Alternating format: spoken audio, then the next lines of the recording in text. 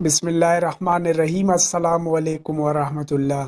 میرے پیارے معزز ناظرین، آج میں آپ لوگوں کی خدمت میں ایک نو مسلم قادیانی لڑکی کی ویڈیو لے کے آپ لوگوں کی خدمت میں حاضر ہوا ہوں۔ یہ جو نو مسلم قادیانی لڑکی ہے، جو نئی مسلمان ہو گئی ہے، یہ اپنے انٹرویو میں، اپنے ویڈیو میں کیا کہہ رہی ہے، یہ قادیانیوں کے کون کون سے راز افشان کر رہی ہے۔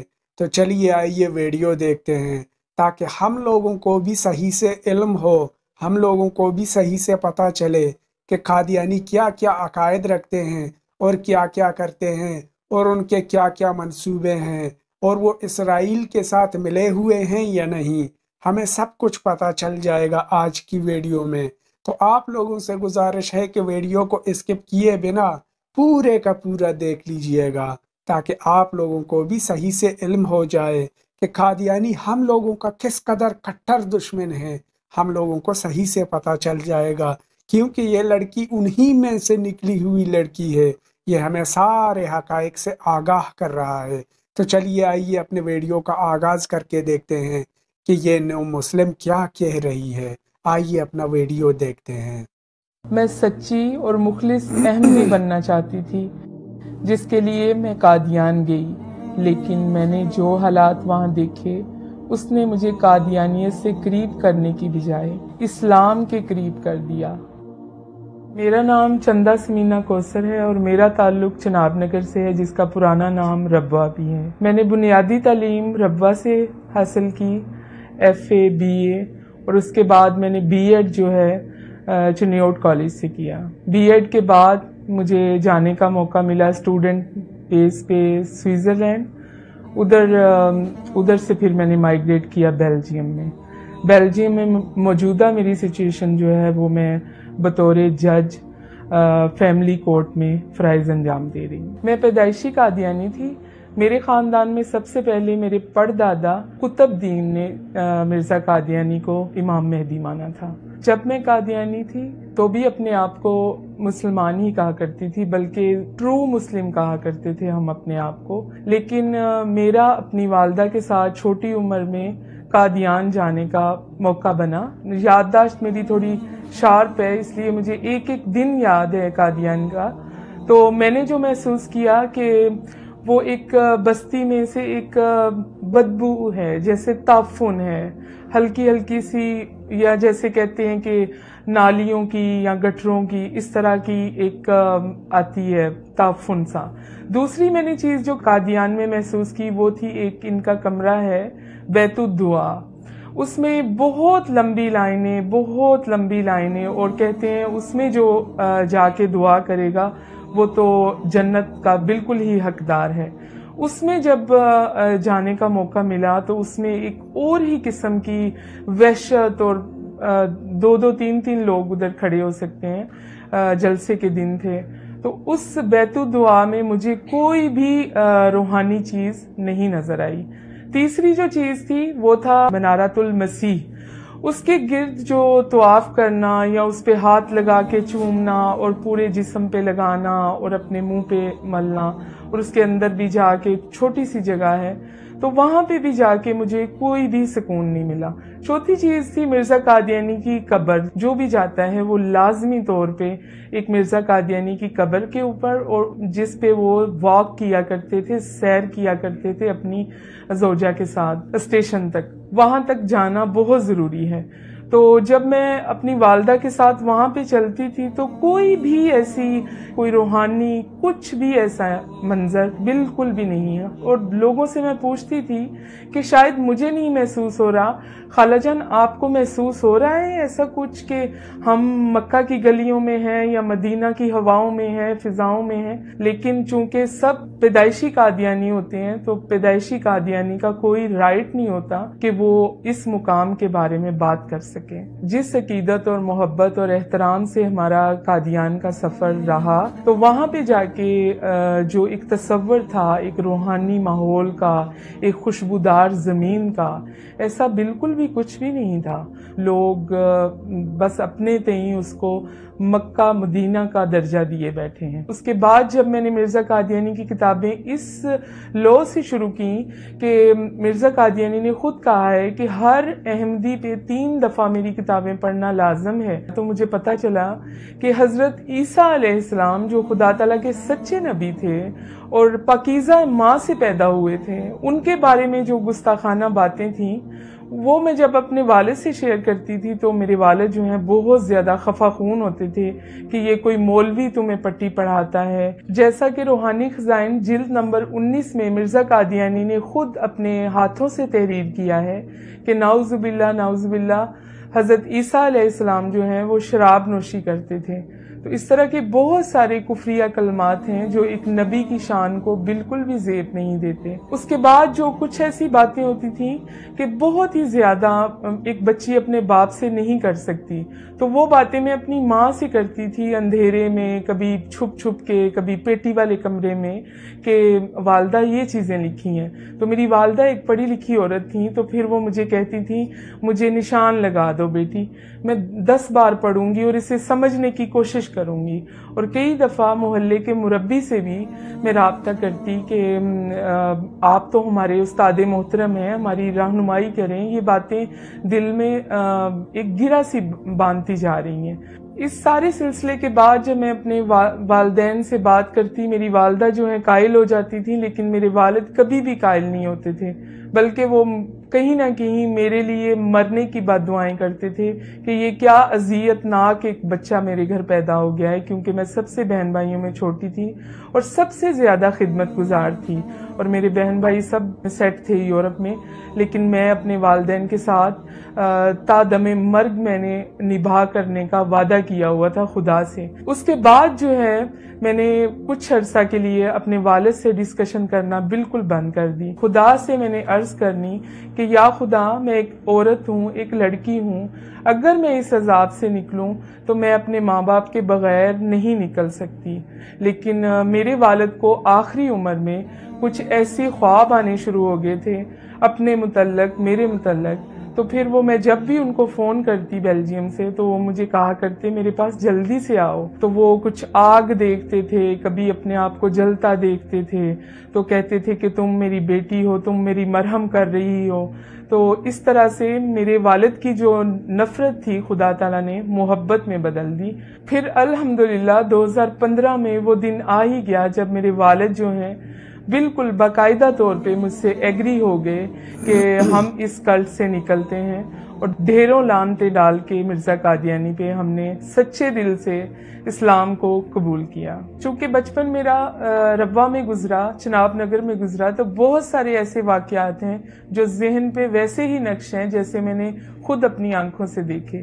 جیسا کہ وصیت کرتے ہیں یہ لوگ، پوری زندگی پیسے دیتے ہیں کہ ہم جنت میں داخل ہوں گے، اور علیحدہ سے بہشتی مقبرہ بنا رکھا ہے. تو جن لوگوں کے بھی پیسے تھوڑے سے کم ہوتے تھے ان کو وہاں پہ نہیں دفن کیا جاتا تھا، حالانکہ وہ پوری زندگی اپنی آمدن کا حصہ باقاعدہ دیتا رہا. اگر تھوڑے سے پیسے کسی بیماری کی وجہ سے یا بڑھاپے کی وجہ سے یا پریشانی کی وجہ سے وہ ادا نہیں کر سکا تو ان کا میں رحم کہیں پہ بھی نہیں دیکھتی تھی، اور اس کو امانتاً نارمل جو عام قبرستان ہے اس میں دفن کر دیا جاتا تھا. اور میرے والد چونکہ بزرگ تھے اور نظر بھی کمزور تھی اور بہت دعاؤں والے آدمی تھے، ان کو انوائٹ کیا جاتا تھا کہ فلاں وقت میں آپ آئیے، وہاں سے اس میت کو اٹھا کے نکال کے پھر بہشتی مقبرہ میں اس شرط پہ داخل کیا جاتا تھا جب تک وہ اپنے بقایا جات ادا نہیں کر دیتا تھا. 4 دن بعد یا 5 دن بعد، تو میں چھوٹی تھی تو اپنے والد سے ضد کرتی تھی کہ میں بھی آپ کے ساتھ ضرور جاؤں گی، مجھے دیکھنا ہے۔ جب اس کو نکال کے ایک ریڑھی سی ہوتی تھی اس کے اوپر رکھا جاتا تھا، اس وقت میں میرے والد کے کندھے پہ ایک صافہ سا ہوتا تھا، وہ میرے منہ پہ بھی لپیٹ دیتے تھے اپنے، کیونکہ اتنا زیادہ تعفن ہوتا تھا، اور اس میت سے، اس لاش سے ایک غلیظ اور بدبودار پانی پورا سفر جو ہے عام قبرستان سے بہشتی مقبرے تک چھڑکاؤ ہوتا جاتا تھا۔ وہ میں اپنے دل میں اس قدر درد محسوس کرتی تھی کہ ہمارے پاس کیوں اتنے پیسے نہیں ہیں،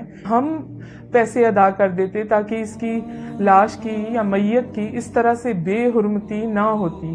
اسلام قبول کرنے کے بعد سب کی سب جو قادیانی لوگ ہیں، جو آپ کے رشتہ دار، تعلق، سہیلیاں، آپ کے ساتھ مل بیٹھ کے کھانے والے، بولنے والے، آپ کے دکھ درد میں شامل ہونے والے، وہ سب کے سب کو ایک لیٹر ایشو ہو جاتا ہے مرزا مسرور کی طرف سے کہ اس بندے نے قادیانیت کو رد کر دیا ہے اور ہمارے نزدیک اب یہ مرتد اور کافر ہے۔ تو یہ کہہ کر بہت ہی بری طرح سے دھتکارا جاتا ہے۔ یہ جو رویہ ہے ان کا شروع سے ہی چلتا آ رہا ہے۔ مرزا قادیانی اس کی بیسمنٹ بنا کے گیا ہے کہ کس طرح اس کو ایک ذہنی طور پر مفلوج کر دینا ہے۔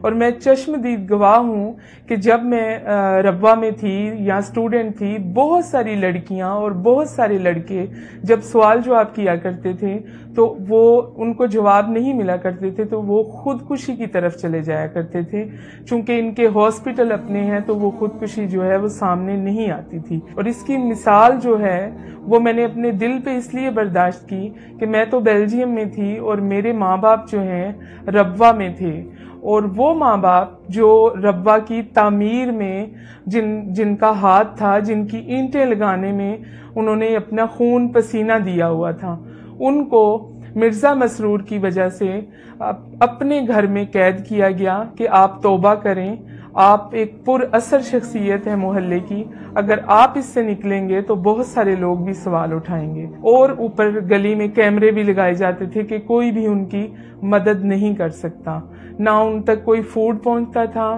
درد کی دوائی، ڈسپرین، کچھ بھی، محلے کا بالکل بائیکاٹ۔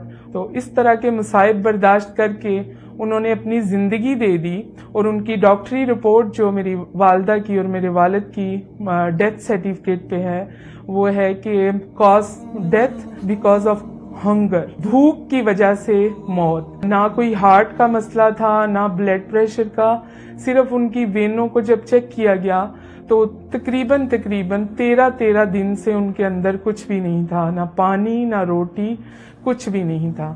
اور وہ چھت پہ کھڑے ہو کے گلی میں لوگوں سے فریاد کرتے تھے کہ ایک سوکھی روٹی دے دو۔ وہ عورت جو قادیانی مربیوں کے لیے 40 لوگوں کے لیے ایک ٹائم میں کھانے بناتی تھی، وہ آخری عمر میں ایک لقمہ روٹی کے لیے ترس گئے اور دنیا سے چلے گئے۔ میری والدہ کی بھوک کی وفات کے بعد میرے والد جو تھے وہ گھر میں اکیلے تھے، ان کے پاس نہ کوئی راشن تھا، نہ کوئی پانی تھا، نہ کوئی صاف کپڑے تھے، نہ کوئی دوائی تھی، کچھ بھی نہیں تھا۔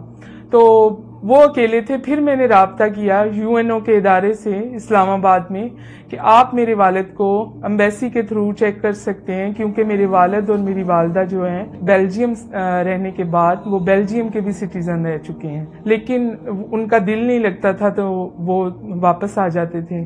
اس سچویشن میں جب اسلام آباد کی ایجنسیوں نے ادھر سے رابطہ کیا تو میرے والد جو ہیں وہ گھر پہ نہیں ملے۔ بالکل قریبی ربوہ کی ایک سڑک پہ میرے والد کو جب لوگوں نے پہچان کے دیکھا اور وہ اس ادارے نے جب ان کو چیک کیا تو ان کے منہ میں بہت سارے بجری کے پتھر تھے جو وہ چوس رہے تھے، اور جب ان کو کہا گیا کہ آپ کا گھر کدھر ہے تو ان کو گھر بھی یاد نہیں آ رہا تھا کہ میرا گھر کدھر ہے۔ قادیانی جو ہیں ان کے اوپر ایک الزام ہے کہ وہ اسرائیل کے بہت زیادہ قریب ہیں، اور میں بھی اس چیز کو الزام ہی سمجھتی تھی جب میں مختلف قسم کی دیواروں پہ یہ لکھا ہوا دیکھتی تھی کہ قادیانی جو ہیں اسرائیل کے یار ہیں، غدار ہیں، غدار ہیں۔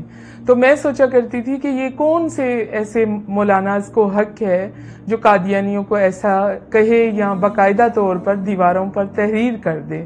تو بہت ہی ایک غصے کی سی کیفیت پیدا ہوتی تھی. لیکن بیلجیم میں جانے کے بعد، ان کے سسٹم کے اندر جانے کے بعد، ایک تبلیغی طور پہ ان کا کام کرنے کے بعد اندازہ ہوا کہ یہ بالکل حقیقت اور حق اور سچ بات ہے.